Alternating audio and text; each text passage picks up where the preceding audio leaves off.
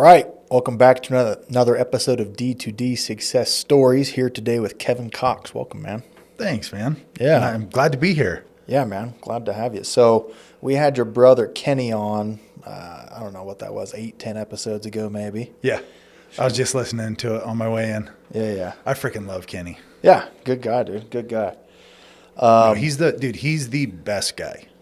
Well, and he's freaking OG in this space. Oh, yeah. The guy's a machine. Yeah.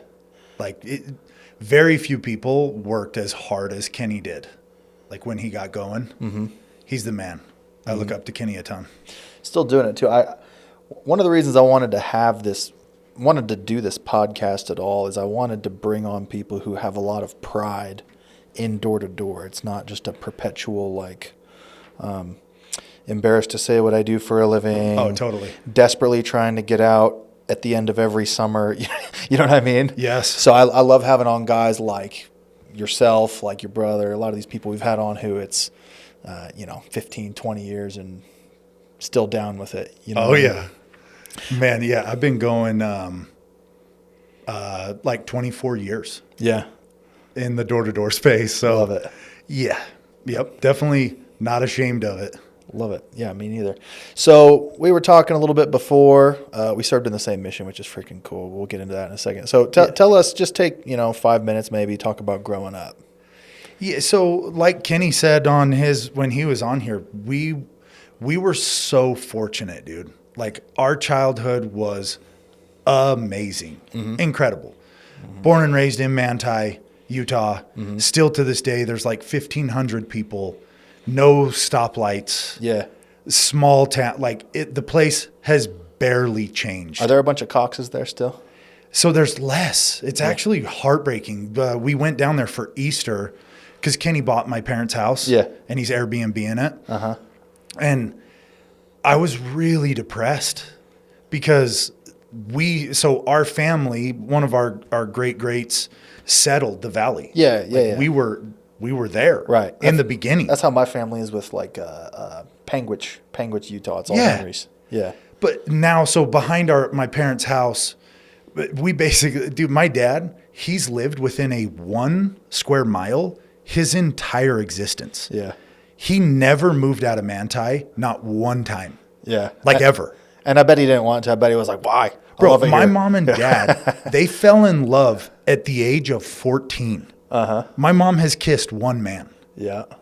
Think about that, dude. That's crazy. That's so uncommon nowadays. Right.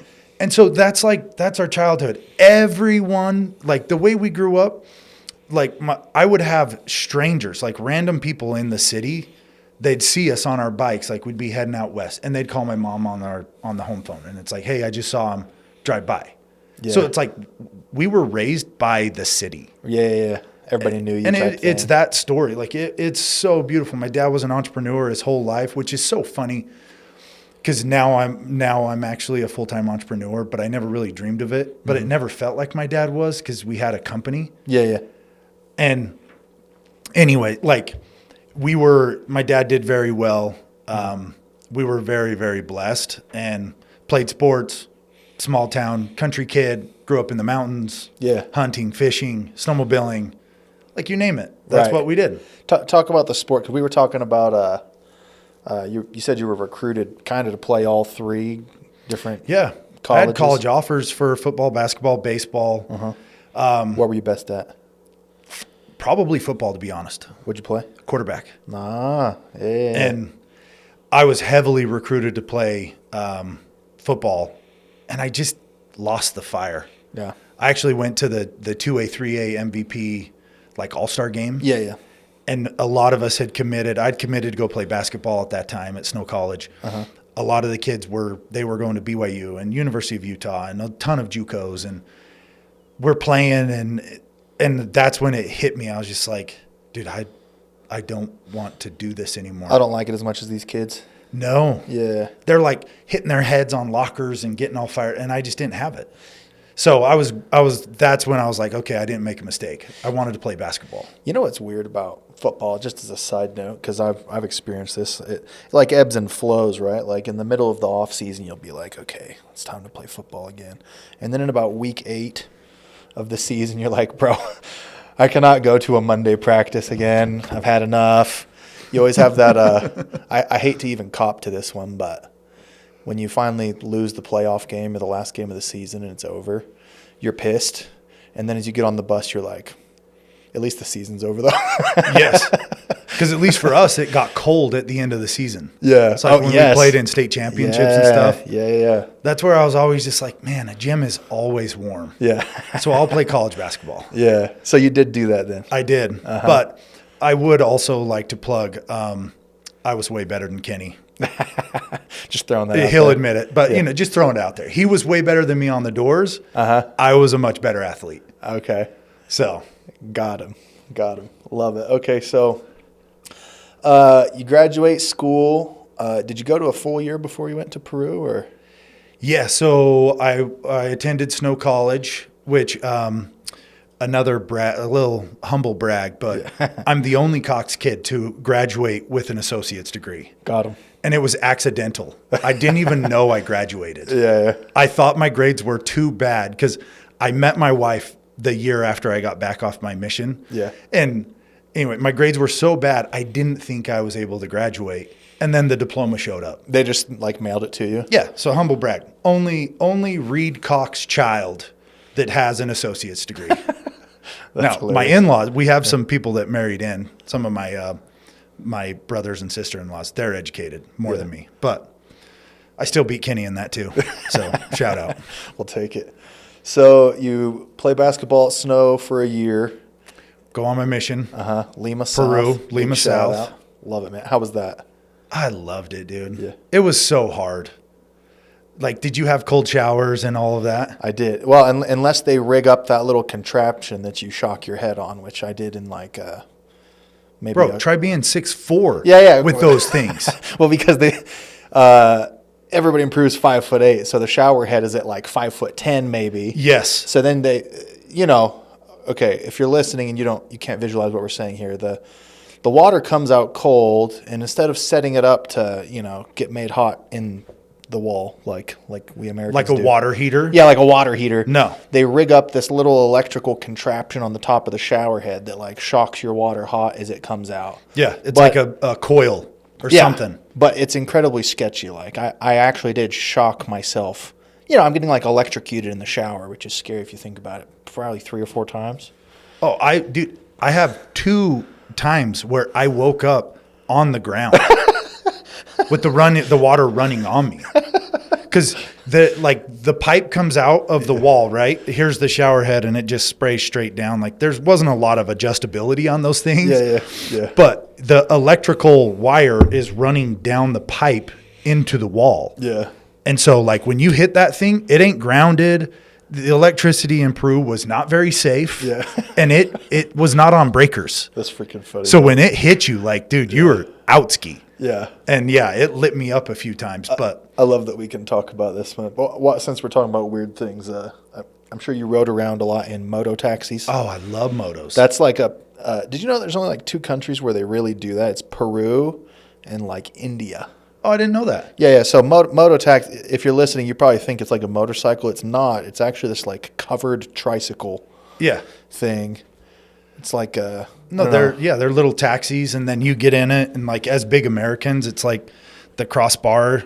You have to actually sit sideways for us, and you're in it, and it's just this rough riding, but it's cheaper than an actual car. Yeah, you pay like a $1.50 Peruvian, which would be 60 cents American to go across your area or whatever. But dude, also this is a funny fact. Maybe you did this or not, but when I got to Peru, first night in the area, my first area was Lima Tambo. Yeah. So that's the city of Lima. Mm-hmm.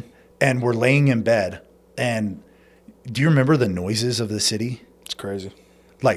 Gunshots, screams, cats fighting, dogs fighting, just all these horrible, horrendous sounds. Mm-hmm. And granted, I'm coming from Manti, where it's it's cows mooing. Yeah. That's what we hear. I couldn't sleep. So that's when I became addicted to white noise. I had to have a fan running all the time because I couldn't sleep. It scared me to death. Yeah, that's funny. That's funny. I actually never served downtown enough of a place where there was a lot of nighttime noise. Oh yeah, Lima Town. It was insane, dude. I seriously thought I was gonna get murdered. I guess my best sleep noise story would be just you wake up at 5 a.m. to somebody walking down the street with a microphone selling oranges or something. Yeah, or tamales, or they're like manzana, manzana, manzana. Yep. Pan. Yeah. Freaking. But no, so dude, I go to Snow for a year. I play ball. Coach Judkins. It was amazing. I loved it. Yeah. Is he the one who was at? Did he coach at Dixie? Yeah, he actually. While I was on my mission, he left and went to Dixie. Yeah, I know his daughter from around. Yeah, Juddy's the man. Yeah. But the mission was incredible. I loved it. It was so much fun. Did you guys knock doors a lot? Tons. Okay. Yeah, because we like street contacted. Knocking doors was kind of out. I probably knocked a lot more doors than was customary at my time, but you guys knocked a ton. That's pretty much all we did, unless the ward was really good, which it was hit or miss, right? To get them involved. And But yeah, it was a blast, dude. We baptized tons, like hundreds of people. It was wildly successful.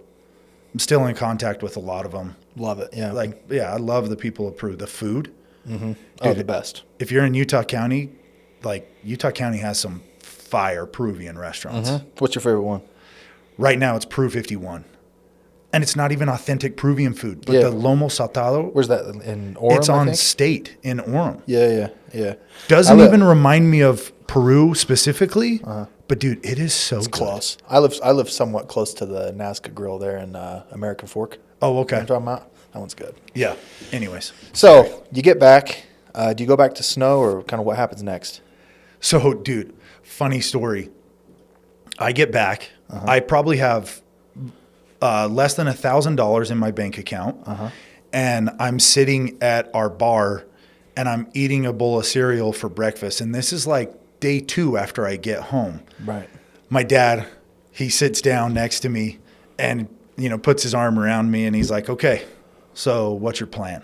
And I was like, "Well, I'm signed up for school. I'll be going back to school soon." And he's like, "No, I'm talking about how are you going to make money?" And I was like, well, I was going to call Bo. I'll probably end up doing that, but I don't really know at this point. I don't know." And he's like, "Well," and I'll never forget this, but my dad just looks at me and he smiles and he's like, "Hey, you're an adult now. You're off of daddy's checkbook. I'm not floating you anymore. So you need to make money." Congratulations, son. You're broke. And that's like it, like, that pit, the feeling of despair where it was like, bro, I'm not even thinking about a job. I don't even know where to start. Yeah. Because I've always been employed by my dad. Oh, yeah. So, I legit didn't even know how to really get a job. Yeah. So it's not like he'd been giving you money, but he would at least give you a job. I always had a job. Yeah. And because I was such an athlete, my parents always floated me. To be honest, I was a pretty spoiled kid. Yeah, me too. Growing up, my dad, the business in the early years, and I actually feel bad because we have 5 kids in our family. So Brett's the oldest, Kim, Kenny, me, then my little sister. Okay. Me and my little sister, dude, we came up perfect. Yeah. My dad finally was making money. The business was doing great. Bought me all the toys, and it was way more fun than Kenny's childhood. Is it one of those vibes? Yeah, where the older siblings are like, I remember when dad was broke type of And thing. Dude, I'm doing it now with my kids. I get it. My oldest kids, I didn't make as much money when they were little. Yeah. So anyways, it was awesome. So I was pretty spoiled. Definitely not as I'm a hard worker, but Kenny was he was wired different. Yeah. So my dad does that. And so that day I called Bodie Gardner, who before my mission, him and Kenny served together. So this is kind of weird. Yeah. Bo comes to our house because he's from Roosevelt, Utah. Him and Kenny come home from New Zealand. They were tight. for whatever reason, I can't even remember, Bodie and I just clicked. Oh, this is before you had left. They're Yes, like before recent. I even went on a mission. So I'm in high school, dude. And Bo is like legitimately one of my best friends. Right. He's in college. Yeah. So it's like, even now looking back, it was kind of weird. Like, I don't even know why him and I just connected, and he kind of took me under his wing. Just and vibes. He just loved me. Yeah. And I loved Bo, and I wanted to be Bo. Yeah. So he actually wrote me most of my mission. Like, we were really consistent. In fact, I still remember, maybe Bo remembers this. One day I was in the mission field, or in the mission home. And my best friend in the mission, shout out Sean Hoke if he hears this, he was the AP at the time. And we're sitting next to the phones. President and his wife are gone. Senior couples are out. And so we're alone. And I was like, bro, does this phone work? Like, if I called America, will this work? He's like, yeah, dude. I was like, so I can make a call right now. He's like, yeah, go ahead. So I called Bo. And Bo was like, he was happy to hear from me, but he was kind of pissed. He was also like, get off the phone. Yeah, he's like, what are you calling me for? Yeah. So anyways, I'll never forget that because I actually felt bad, but he was cool. He didn't call me out. He just asked me how I was doing and stuff. Yeah, right. So anyways, I come home, and after that call with my dad, I called Bo, and I was like, bro, I need to start making money. My dad's like cut me off. Yeah. Bo's like, okay, cool. So I drive up to his townhome. He's living in AF. He just got married, him and Steph. And I walk into his house, and I'm still like really fresh missionary. So making money, it just wasn't really like on my radar at the time. Yeah. But on his kitchen counter was his back end. So he had just gotten one of his, like, I can't even remember, because I came home in January, so it was probably like his second back end. But I don't know if he planned to do this, and I don't even know if he remembers this, but it was one of those like life-altering moments. Yeah. His printout from Apex at the time, the total amount of his back end was like $364,000. Wow. That was his back end. Dude was killing it. Oh, he smashed. Like, Bo was dominating. He was selling over 300 accounts, managing a huge team. Like, he was the golden boy. Right. I didn't know how much of the golden boy, but on my mission, like, he'd bought an Escalade, he'd bought a house, and I was like, okay, dude, homie's making money. Yeah. But I had no idea to the level. So I saw that, and I was like, bro, you made this much money? And he's like, yeah, that was just one of my checks. And then he shuffles some papers and he pulls out another back end, and he was like, slides it over, and it was another $100 and some odd $1,000. So I'm like, I'm not very good at math, but I'm like, wait, hold on. So you made all of this in a year? Doing what? And he's like, just selling security. Yeah. So I was like, from literally that second on, I didn't negotiate. I had no idea what I was doing, but I was like, okay, dude, if you could do it. And I remember asking him, I was like, do you think I could do it? And he was like, yeah, because I'd never sold anything. He's like, bro, yes, you'd be great. So I was like, done. What do I need to do? Yeah. And this is, what year is this? Like 05 or something like that? It's like 06. Okay. So this was the like Honeywell, Simon, like transition where we just got two-way voice and sign lights and Starts like, to be decent technology. Just but above the and beyond an beginning alarm. of like the security gold rush. Yeah, right. Bo just went to Chicago and just murdered it. Everyone wanted security. So it was like the beginning of the heyday of security. Good times. Yeah, perfect timing for me. Love it. So get into it. And yeah, man, that was kind of the beginning of the end. So tell about your first summer. Are you good instantly? Well, I mean, shoot, tell us about before. Like, were you a guy doing preseason stuff? Did you train well, or did you just kind of show up cold? Or yeah, so luckily I recruited really well. So Bo threw me out an incentive, $1,000 per person I signed. I immediately signed like 4 or 6 just absolute studs. Yeah. Some of my best friends. And this is to go with you your first year. You haven't sold First yet. year. I hadn't even sold yet, but I just introduced them to Bo, his Escalade. We were all young, hungry kids looking for an opportunity. So I get some of that money. So that kind of pacifies me till summer because I was still in school full time. And at that time I was like, I might still play college basketball. Yeah. Because Juddy left, right? And I had a spot guaranteed with Juddy. At least in my head, it was like Juddy's like, yeah, you come back, you're We'll on line the it team. up. Yeah. So I start playing ball with all these kids. And in Peru, you know, there's not a lot of like basketball. Yeah. We So actually I got was- it banned on my mission. Yeah, I was really out of shape. And like, dude, I was great. I was a great player. But at a JUCO, I might have been a starter. At D1, probably wouldn't have seen much of the floor. Right. And that's when it kind of hit me. Like, as I was getting in shape and doing that, I was like, you know what? Actually, college sports is not for me, because I didn't really care about an education. So I go to school and I'm recruiting. I do a couple preseasons. I was so pompous and arrogant. In a lot of ways, like, I disrespected the learning curve. Yeah. But it kind of worked out for me. I remember one Saturday, Bo took me on the doors. First day, he gets in. He's on this doorstep. It's me, him, and another kid. So 3 of us. And it's like one of his first doors. He gets in. Midway through the cell, dude, I walk out. Because I listened to his pitch, and I'm just like, okay, I think I know what to say. I didn't look at a training manual. I didn't even know what the freaking motion detector did. Yeah. Like, I didn't know pricing. I didn't know contracts. I didn't even know how to create an account. I was so ignorant. But as he's doing like paperwork and trying to close this lady, I bounce. I remember Bo looks at me like really bright-eyed, like, bro, You don't want to see this? like, where are you going? Yeah. I walk out the door and I just start walking down the street, and we were in like, I don't know, West Valley or somewhere. And I just start knocking doors. You're just jazzed up. You're like, that thing I just saw, I'm going to go do it now. Exactly. Yeah. So I go and do it, and within minutes, I'm in a house. And I call Bo, and he starts. Come help me close this. No, literally. I was like, hey, Bo, how much are these things? Like, no joke. Dude, I'm not joking. Here with this lady, she's stoked. Just my smile, my charisma, my energy, this like single old lady, so sweet. Yeah. She's like, actually, yes, I've been thinking about it. And I was like, wonderful. I can help you. Hey, Bo, how much is this thing?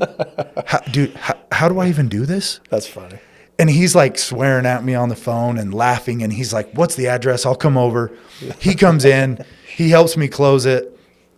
And then I'm on the seller's high, right? You know, I'm just like, dude, this is so easy. I'm going to dominate this. Yeah. You know, I was a stud athlete. I got this. I Yeah. figured it out. Well, then I didn't sell for like 6 days after that. Yeah. Like, when I got on the doors, like, just bageled hard because I didn't know. And then slowly I picked it up and figured it out. And me and shout out Jody Leo. He's still in the industry. I think he's doing solar. I saw him at Door to Door Con recently. Me and him battled for Rookie of the Year that whole year in Chicago. And I think he might have beat me. I can't remember. But in my head, I was the top rookie. So go out and I sell, north of 100 something accounts. Yeah, it's good. Come home, and then, dude, here's another cool story. I have my Zions bank account printout, because I just deposited money in my bank account, and it's in my parents' living room because I moved back to go to Snow again. And in my account, I have almost $50,000 in my account for my back ends and my upfront pay and all that. And it's just sitting there, and I'm just like eating a sandwich or something, and my dad walks over and he sees it. He picks it up, unfolds it, sets it back down. And then I notice he gets a glass of water, walks back over, opens it again, and he reads the name, and he's like, "This is your account?" And I was like, "Yeah." And he's like, "That's your money?" He's like, "What you did this summer, it made you that much money?" Yeah. And I was like, "Yeah, I was actually pretty good at it, Dad." And he was just like, "Unbelievable." And he looked at it like 4 or 5 times, dude. It was one of the most proud moments of my life. It's funny because him telling you need to get a job and this story, you teed them both up saying, I was sitting there eating something. Yeah. So it's almost like it came full circle. It's like, No, it really did. You did what he said. Because type my of a dad thing. at that time, I don't know if your parents were this way, but they didn't believe in it, dude. It was like, you're a scam artist, you're a snake oil salesman, this they can't know be some real. person who didn't make money or Because something Manti, dude, nobody had security. Yeah. I didn't know about an alarm. That just wasn't the thing back then. Right. But Chicago, dude, they had alarms. Like they knew. And so anyways, that's all of a sudden, like in my dad's eyes, like I could see that he was proud of me. And that was one of the greatest experiences of my life. Yeah. And then from then on out, you know, you kind of get that ego where you're like, I don't know, I'm not going to go get another job because I can't go make 50 G's in a summer. Yeah. Laying concrete or whatever. Well, that's something I was going to ask. I ask all the guests this, honestly. It's like, at what point do you say, like, okay, this is what I do for a living now versus this is a thing I'm taking a year at a time, one summer at a time? Was it instant or you're just like, so okay, dude, cool, I sell never alarms? looked at it at that time, at least. It was never going to be my career, but there was also kind of looming in the back of my mind, like, I don't know how this ends. Yeah. How do you get out? 'Cause you can't make this money again. And at that time, the whole goal was growth, right? Because we all wanted to get off the doors. So at least in my mind, I knew that I was never going to be the greatest salesman in the world. That just wasn't my thing. Yeah. I was like 150 account rep my whole career. Yeah. I wasn't a killer on the doors. Yeah. I was a way better recruiter and manager. And I think just because I cared. Yep. I had a massive network. I was pretty well liked. And Yeah, my thought was, Yeah. to answer your question, sorry, I was going to end this by growing. I'm going to grow enough teams. I'll become a regional. And that's my way off the doors because I wanted off the doors. Yeah. Like I knew that was my end game. Fair enough. How were you such a good recruiter? Like, just an outgoing guy, or what do you think? I guess, dude, I don't know. I mean, I was fairly charismatic, super well connected. I don't know. One thing that just my dad always kind of instilled in us is to just treat people right. Yeah. And that was one thing. Like I was never a bully. I was the kid on the court or the field where like if I just decleated you, you know, laid the wood or whatever, I would also help you back up. Right. Right. That just is who I was. Yeah. So like, is there like a main recruiting pool you had? Like, dudes you played sports luckily with, or Mission, at that time, being from San Pete County, the opportunities for a lot of us, like it wasn't great. Right. And so I recruited a ton from San Pete. I recruited a ton of return missionaries that I knew. And it was just opening my mouth and offering the opportunity. Gotcha. And it connected with, you know, tens and hundreds of people that I knew. And then it slowly built. It just started networking. And luckily, like I was plugged in at Vivint and it was smooth. Yeah. They made our jobs pretty easy.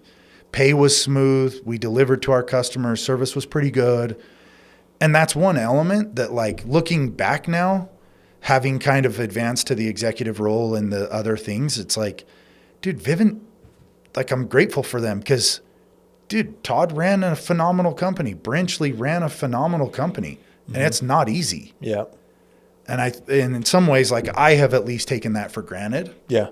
You know? So grateful that happened because it could have ruined my reputation really fast. Totally. You know, you get in with the wrong company. Yeah, exactly. Well, yeah. You bring your recruits in telling you how wonderful it's going to be, and then they take it on your word. But dude, you know who my best recruit was? Who? Kenny. Yeah. Yeah. He told the little story. I think I asked him this. He mentions you coming back from a summer and going and buying a car, and he went along with.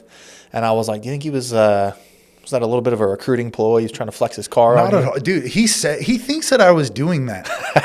Like, no, dude. This is crazy, and maybe Kenny will believe this or not. I have never felt better than Kenny, besides at sports, just because our skill sets are different. Yeah. Right. Like that's the only area where I've ever felt superior to Kenny. Yeah. But at that time, I was not at all trying to rub it in his face. Not at all. Like, and dude, imagine the little brother trying to recruit Kenny, married, kids, mortgage. You got to do it with a touch of Like, bro, humility. That was overwhelming because it's like, I can't guarantee Kenny's success. I knew he would be great. Yeah. But I was never like, bro, you should, like, no. Yeah, right. It was just like, if you want to try this, like, I'll support you, but carry some gravity. You're not just going to go hard close them. Yeah. Yeah. And he recruited himself. Yeah. You know, and I had a Ford Bronco at the time. Piece of crap, dude. Yeah. The thing could barely hit 65 miles an hour. So I needed a car, and that was the area where we wasted a ton of money on vehicles because it was a recruiting play. Right.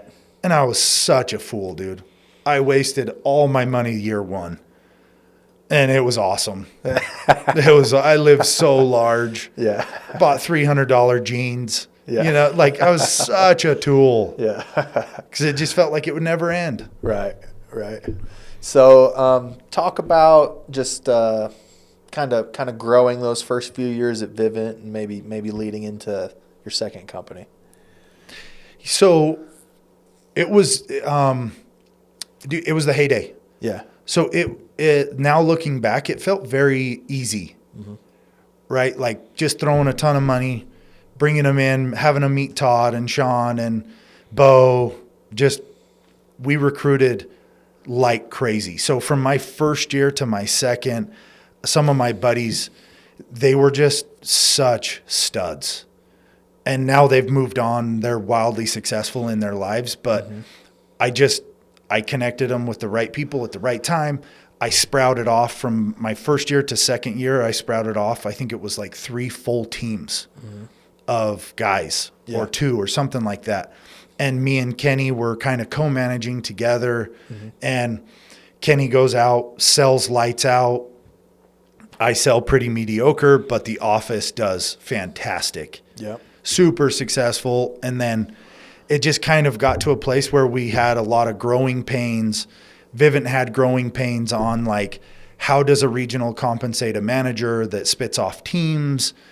So there was just a lot of, like, growing pains. It's tough. Flat out. It's tough. I deal with it now with my guys. It's like, you've got, from like an owner perspective, you got kind of XYZ amount you're okay allocating to sales at all. You got to keep some certain amount for margin and for install and overhead and all that type of stuff. And it's like, okay, well, if you allocate all of it to however many levels of management, and then 2 years later you've grown by 5x, and there's this whole new need for this special type of regional, and then a regional, senior regional, whatever above that, it's like, okay, is that coming out of, are the margins getting smaller or whatever? So it's like, you have to think like it's hard. 3 or 4 levels ahead, I think. Yeah. Yeah, no, and Vivint ran into a lot of those problems because of our growth. Yeah, they're just doing it on the fly. And they had to increase the stack. And how do you compensate a regional that creates regionals and managers that create managers? And how do you get the incentives right so that they're not trying to hoard their guys and and rather than let them grow? I was immature. I think the business was really new. So kind of a falling out with some of the leadership. And anyways, it kind of led to my immaturity kind of led to my demise a little bit at Vivint. Okay. And I was in some ways, like, because I didn't love the doors, but there were elements of the job that I loved. It just kind of, it led me down the path where I felt like if I stayed at Vivint, there was a ceiling there. And I was fighting with Bo at the time, and we've since made up. I freaking love Bo. Yeah. But it just kind of created this division where even for a year or two, like, me and Kenny were kind of at odds because him being involved cost me money. Me being involved cost him money. Yeah. How do you divide overrides? Like, what value do you bring when you're recruiting but you're not selling a ton? And it's just, there was a lot, and we were immature. Yeah. And so that, after about, I don't know, I was at Vivint for 8 years. Okay. That's a while. Something like that, 9 years. That's still a long time. I leave, go to a year at Pinnacle. Okay. Because the whole time I was at Vivint, Jared Chappell, who he actually played for my father-in-law. In college, because my father-in-law is a football coach. He was up at Rick's. So Chap connects the dots right. He starts trying to recruit me. I love Jared Chappell. And it just kind of worked out where it was like, you know what, I'm starting over. I'll try a new company. It was a little bit of a mess. Here's random thought. So back in the day, there's like APX or Vivint, you know, that group, and then basically like Pinnacle and one or two others. North Star, Pinnacle, Amp was a player back then. But really, that was it. Yeah. Was Pinnacle kind of like, did they have a lot of the BYU Idaho contingent? Yeah, they did. Yeah. I remember this because like 2011, I remember went on a road trip with some friends, and I think we went to like a dance party at Pinnacle's building. Yeah. Or something like that. that. Dude, they had a nice building. So some girls were like scolding us. They're like, "Oh, you went to Rexburg and went to a Pinnacle party." They said it was like a known thing or something. And I think what's the name of those twins that are involved at Legacy Power? Oh, Tunes. I think Mark and Luke. I think one of the brothers threw me out of that Pinnacle party. Did he work there? The Tunes did, yeah. Yeah. I have a good memory of faces. I think one of them kicked me out. Yeah, good dudes. Yeah. I love the Tunes. I was a stupid kid. I was like 18. Yeah. But anyway, random story. So. So, dude, I spent 1 year trying to kind of rebuild everything at Pinnacle. That was the year they sold DevCon. Yeah. And then they ended up actually selling to P1. So this is not a slight on them, but like it was a mess. Okay. It was hard. Like just on like a business level, right? Yeah, because like, dude, they were selling accounts that we created that summer to another company. So customers would call me because I'd write my number on the brochure, right? Yeah. And it's like, I don't even know who to contact for service. Like, I called this company. They said they sold my account. What does that even mean? I don't even know what cancellations looks like in alarms. But did you have like bad attrition because of that, or were they locked in? Or? Dude, it wasn't even that as much as it just they were transitioning, selling the company, and so at that time, coming from the Vivint world to that, it was quite. Because Vivint was put together to the maximum. They were dialed. Yeah, they always have been. And so it was quite jarring, right? And then rebuilding again with that, I was just like, man, I don't know about this. So you were only doing that for a year, right? So I did that for a year. But at least some of the year was after the sale. Yeah. Yeah. So you saw because I didn't want to leave Chap. Like, dude, he gave me a massive bonus, and I love Zolman and Chapel, like really good dudes. But I didn't really see a future for me there. Right. So then my best friend from Vivint, who his name's Doug Kaufman, we started working with Bo around the same time. He had left a few years earlier, went to a company, this tiny podunk company called Alarm Protection, AP. Okay. Their office was in North Salt Lake in a hideous space. Was it in like western North Salt Lake and that like industrial area? But not by the smokestacks where like the flame comes off the top, just on the other side of the freeway. Yeah. Horrible office space. I can envision this. Being ran by this guy named Adam Shands. Yeah. He's actually been shouted out like 4 times on this podcast. Bro, one of the most impressive human beings you'll ever meet. I messaged him. I can't get him on. I'm going to have to try again. Yeah, he's not big in podcasts and all that. Not his thing. Fair enough. No, he likes staying under the radar. Yeah. But we can talk about him. I'd love to. He's one of my best friends now. I freaking love the guy. Okay. But I go up to meet with Doug Kaufman. I'm actually afraid that my car's tires are going to get like jacked. That's how horrible this location is. Yeah.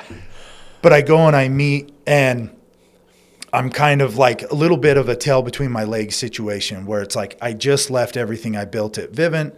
I go and I kind of flop at Pinnacle, a little bit of an embarrassment. So maybe somebody could hit you with like an "I told you so" on staying at Vivint or something 100%. Like that. Because dude, at that time, like when you were leaving, everyone's like, "You're gonna regret this."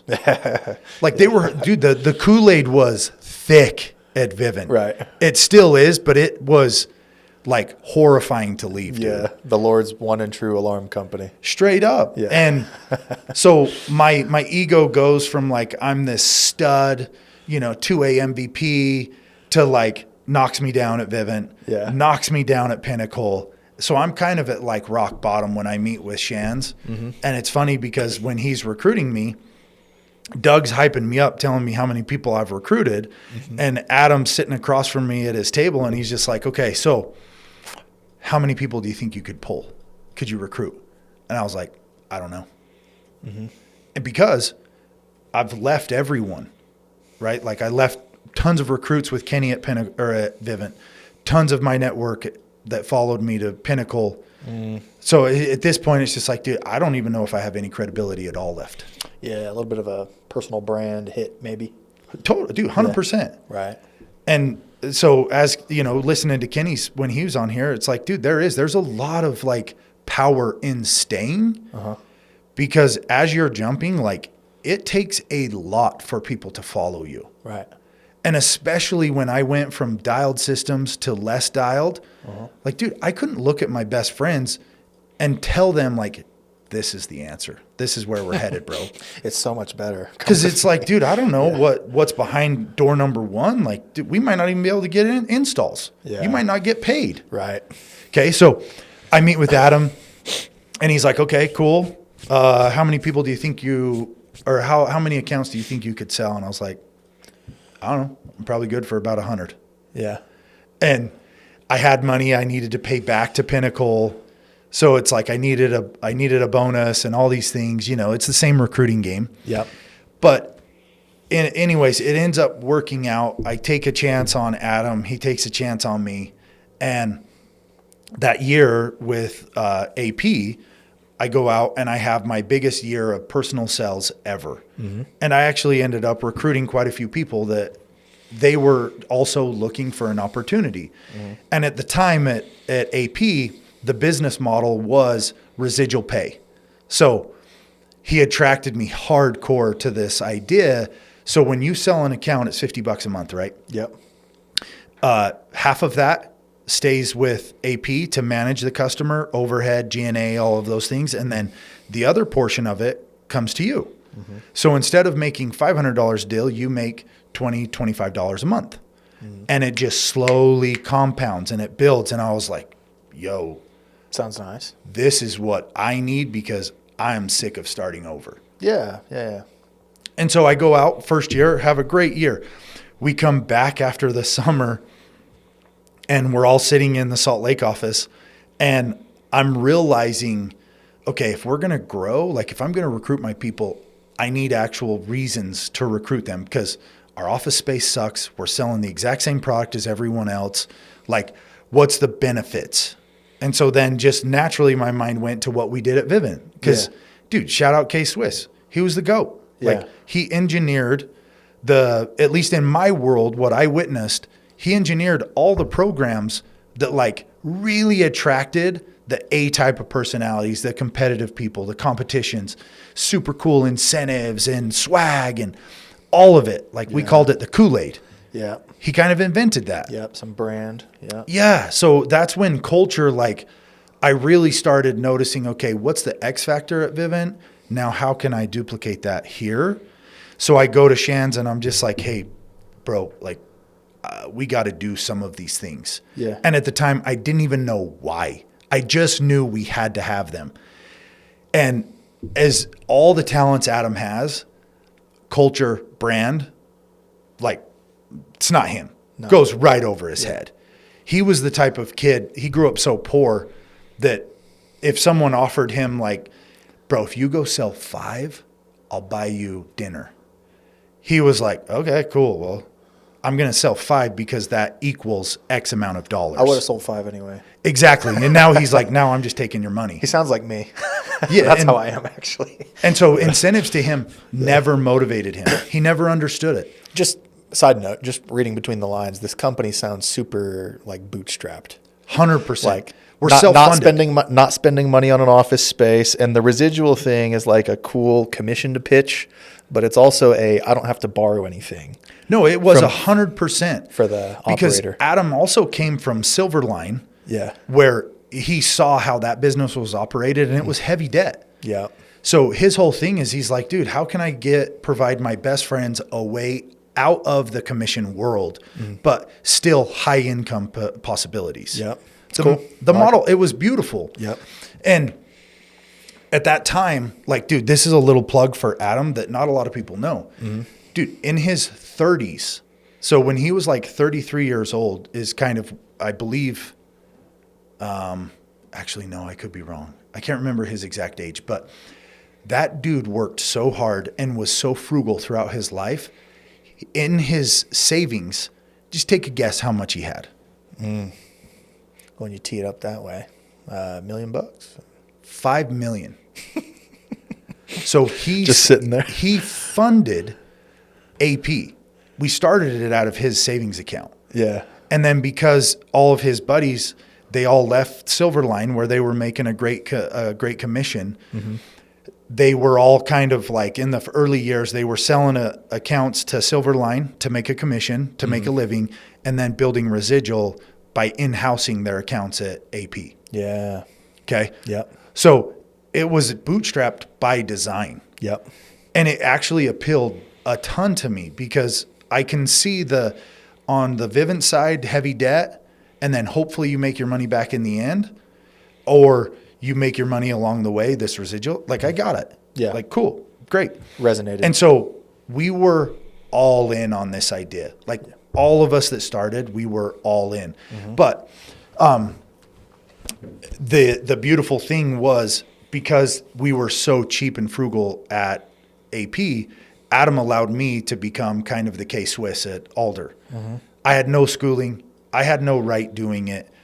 I was just dumb enough to not know that, like, I probably shouldn't do this, but I'll figure it out. Yeah, you didn't know enough to freak yourself out. No, and in my case, like literally in my door-to-door career, the common theme has been that ignorance is kind of bliss. Yeah. Because I don't know how hard the climb is actually going to be. Mm-hmm. And so it's just like, cool, I got it, whatever. Yeah. And then you get into it and you're like, bro, this is hard. Yeah.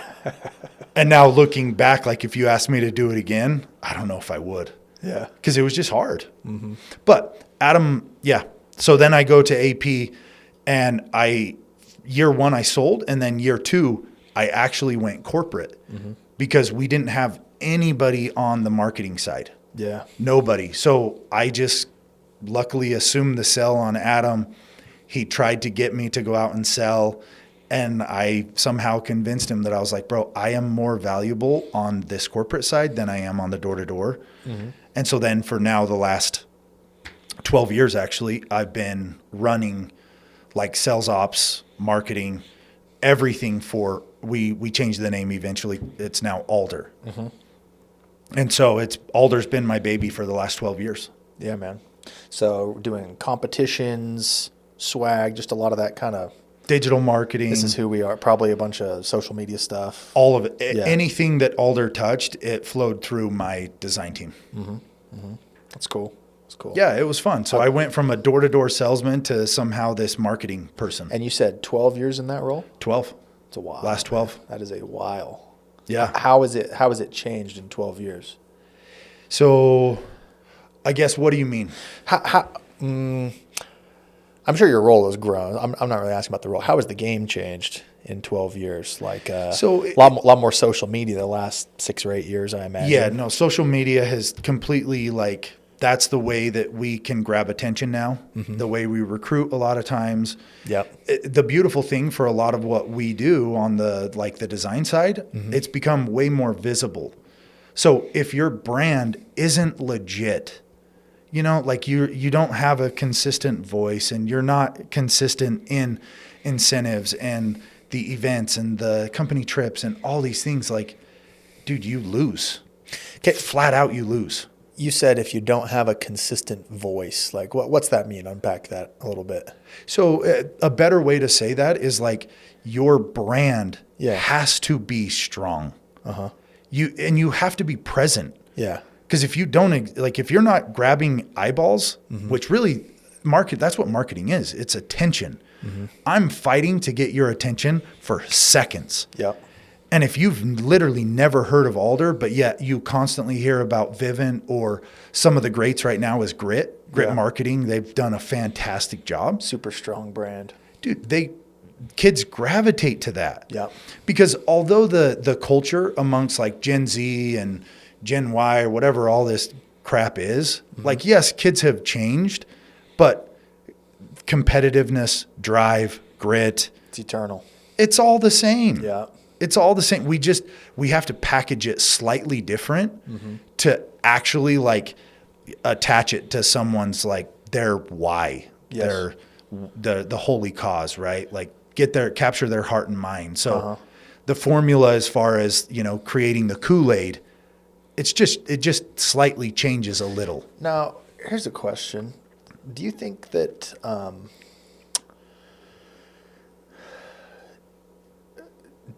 sometimes companies will try to brand themselves like we're the hardworking company, we're the fun company, we're the this, the that, like they've got their own little flavors, and to some extent I'm sure they all hope to be hardworking and fun, like all of the things. But do you think is that how it should be? Like, or if you're trying to set up your brand, does it have to have a unique flavor, or should everybody be trying to do the same thing? Like, No. It has to be unique because Okay. it has to be authentic. okay, It can be aspiring, yeah, but you actually have to be taking steps to become who you say you are. yeah. So it should be unique, Even more than unique, it should be authentic. authentic, yeah. That's what connects nowadays, in my opinion, if you're asking me. Authenticity wins. Yeah, there's kind of a disconnect sometimes. I see this like companies will have like their core values, right? Mm-hmm. And there's kind of this question of like, do we decide what our core values are and then try to live up to them, or do we just sit down one day and say, what does the body of evidence show that our core values are? Because sometimes there's these it could be a company, or it could be somebody's region, or just their team or themselves, where it's like, here's what I decided I think my core values are going to be, but honestly I'm sucking at all of those. Yes. You know what I mean? Yes. And dude, they should pivot. Like values they should not always stay the same. Yeah. Especially if they don't line up authentically with who you actually are. Actually. Yeah. Yeah. So it's okay. In my world, I'm totally fine rebranding and adjusting what those values are, adjusting what our mission statement is. Yeah. Because as the economy changes and as the values of the products that we sell change, we should change. But the purpose of what we're doing should never change. So your mission statement, it should be always reflect the real business that you're in. Yeah. Like Well, there's the some real business. values that never change. I mean, you're not going to wake up one day and say, I don't think integrity is important anymore, or something. Like exactly. Some of them just, they're there and it's forever. But then there's other ones where it's like, I've been going ham on trying to be the uber competitive company, and sure, we're still competitive, but maybe we're going to be the little more family friendly, or whatever it may be. Yeah, or like if you're in solar and it's like, hey, we have the most aggressive red lines. Like that's kind of a losing strategy. Yeah. Because if your business if you're going to go bankrupt, you probably have to adjust your pay scales. Yeah. So if that's all you pitch, it's kind of a loser pitch. Right. Whereas if the business you're in is actually developing leadership, your values and your mission statement should be centered around that. And then whatever the product is, that can be ever changing. But actually developing people, connecting people to the things that matter most, or athletes, whatever it is, right?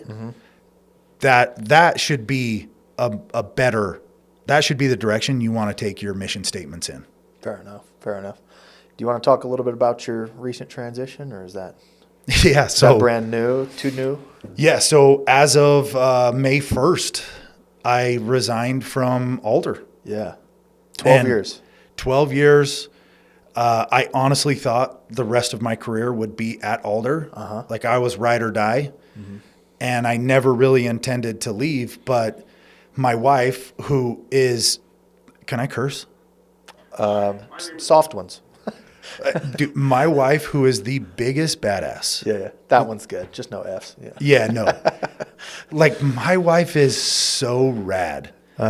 She started an Instagram page The Instagram page turned into some cookbooks, from some cookbooks into some seasonings to software. Yeah. And it's just like we've organically grown this business called Clean Monday Meals that out of nowhere has now required me to either I needed to hire someone full time to take care of it, or with all the skills that I've developed over the last 12 years at Alder and then the previous 10 that I had at Vivint and all those. Yep.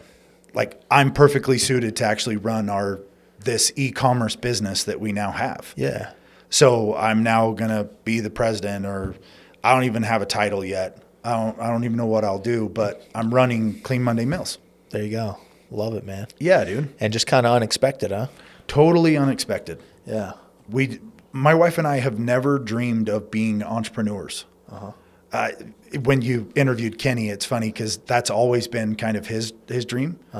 When I was a little kid, when people asked me, what do you want to be when you grow up? Do you know what I said? What? Rich. That's it. You're like me. I just wanted money. Yeah. That was all I ever knew. I never had a job in mind.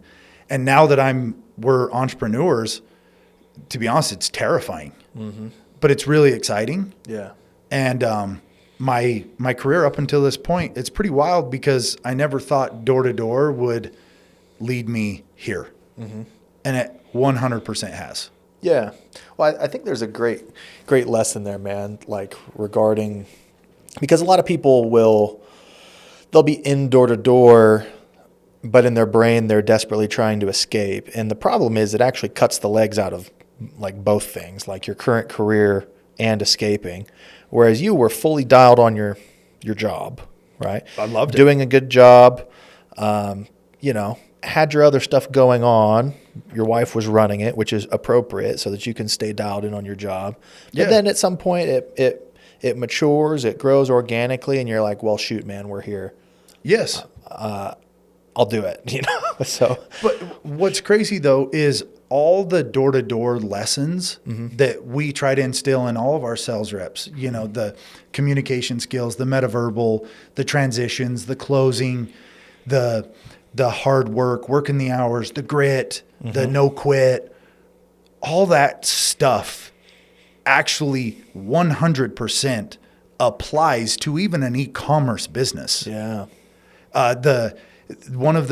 If I've done anything well, I feel like one thing that the doors has taught me is if there's problems, you figure them out. Yep.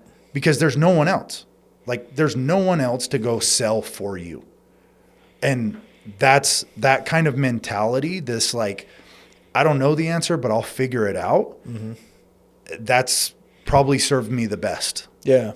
Yeah. I've never been too involved with e-com, but from what I do, all of my friends who are in it, it just seems like this shell game of like negotiating deals with vendors and shipping, when's it due, like negotiating payment terms, just like all the time. Oh yeah. Am I right? Yeah. So yeah, I can absolutely see how you would need a lot of those skills you mentioned. But also the skill of, how you have initial door approach, you have presentation, then you have transitioning, you have close, all those things. That is e-commerce just in text form. Yeah. You're using the mediums of photography, video, text, colors, psychology. It's all the exact same. Yeah. It's just formatted differently. Because you go to my website right now, shout out cleanmondaymeals.com, but you go and dude, I have to state all the same things that we state on the door. Who I am, why I'm here, what's the benefit to you, here's the cost, and hopefully add to cart. Yeah, like a call to action. Whatever. Exactly, dude. It's all the same. So if anyone that's in door-to-door right now is learning or is doing door-to-door, like you're getting a master class in marketing, you just don't realize it. Right. And that will translate into other areas of your life. Whatever you do, this will benefit. So don't be the guy out on the doors right now that's like, I'm doing this, but I hate it. Like, stop that. Stop. Yeah. Yes, like I get it's not the greatest job in the world, but dude, what are you learning? Like really step back and you look at it. Like even from my perspective, like I didn't realize that a website and how I'm going to convert you as a customer really started when I was on the doorstep. Because the same rules apply. I just have to do it in a different medium. Yep. You know? Love that. Love that. So, okay, cleanmondaymeals.com. Yeah. You shouted that at. If our listeners want to catch up with you, aside from that, where can they find you? So, I mean, I mostly do my stuff. I post a lot on Instagram. I like Instagram. Yeah, what's your at? The Kevin Cox Show. The Kevin Cox Show, just like it sounds. Yeah. Cool, man. Sounds good. Well, thank you for coming. It's been a good one. Yeah, we're done. That's it? That's it. Bro, it was fun chatting with you. This is a good time. Yeah. Thanks, no, thank you for having me. That concludes another episode. If you want to tune in, you can find us on all major podcast platforms, YouTube, and Instagram. Tune in next week for another episode.